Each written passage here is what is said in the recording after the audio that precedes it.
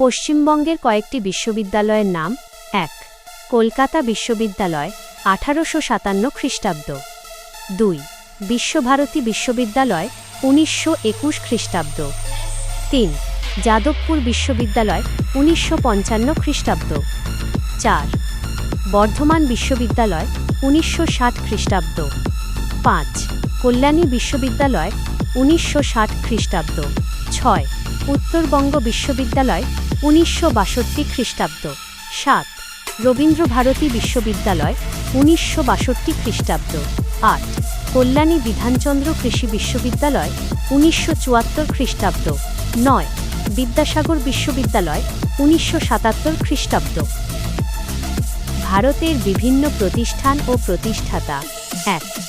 ব্রাহ্ম সমাজ, সাল 1828, স্থান কলকাতা, প্রতিষ্ঠাতা রামমোহন রায়। ২. ধর্মসভা, সাল 1829, স্থান কলকাতা, প্রতিষ্ঠাতা রাধাকান্ত দেব। ৩. তত্ত্ববোধিনী সভা, সাল 1839, স্থান কলকাতা, প্রতিষ্ঠাতা দেবেন্দ্রনাথ ঠাকুর। ৪.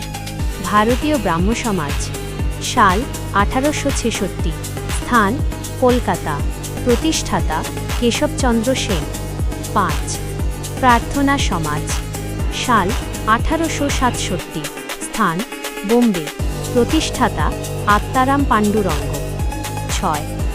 আর্য সমাজ, সাল 1875, স্থান বোম্বে, প্রতিষ্ঠাতা দয়ানন্দ সরস্বতী।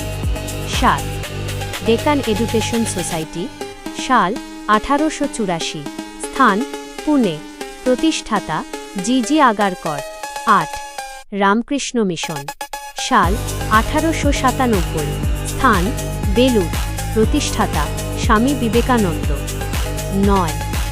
ইন্ডিয়া সোসাইটি, সাল 1905, স্থান বোম্বে, প্রতিষ্ঠাতা জি কে গোখেল।